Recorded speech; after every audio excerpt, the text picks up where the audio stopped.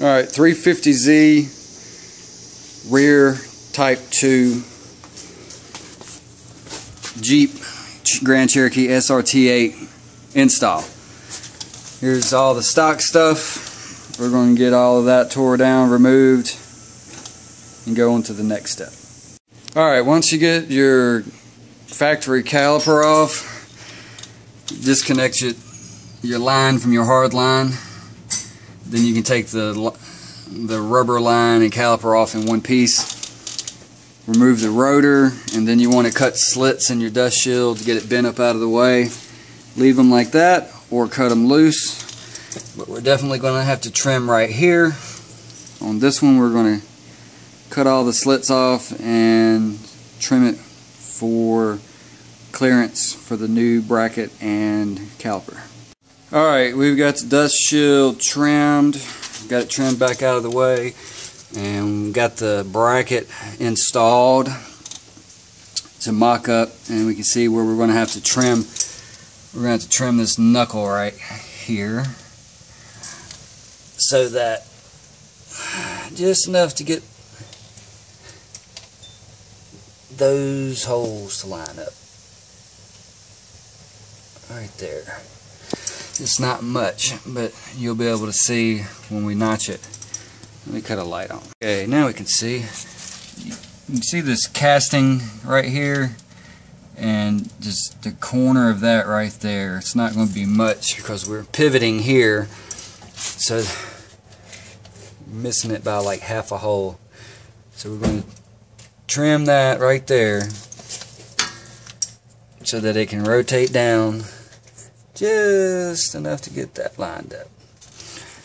And so I'm going to relieve that and then show you the rest. Alright, as you can see here, we've relieved that corner just a little bit. Plenty of meat and all that. Got plenty of room. What you want to do is, as you grind it, taking a little bit at a time, you'll come back and just rotate this down to make sure, like, see how much you're getting.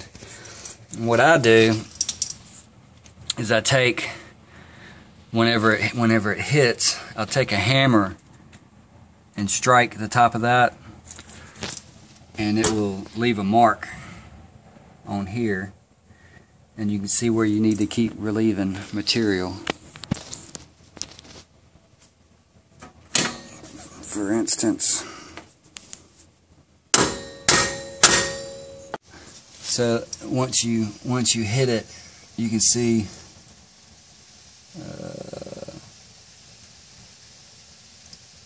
right there where it left a mark, where it comes down and where it's hitting at.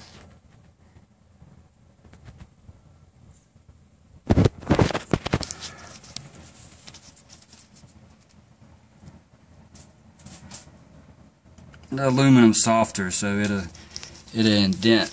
And then you can just keep the bracket pinned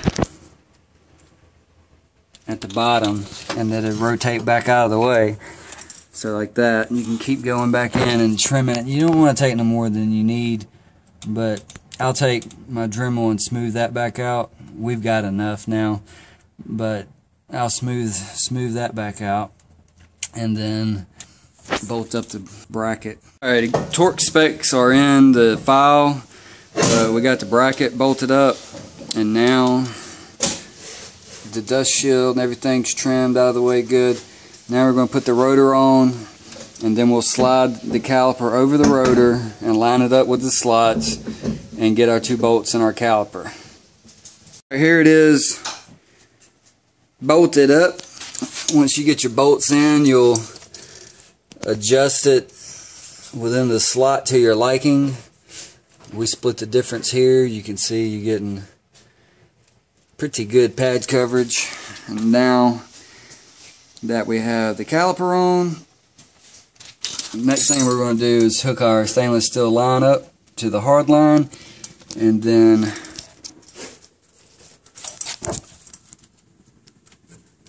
to the caliper right there.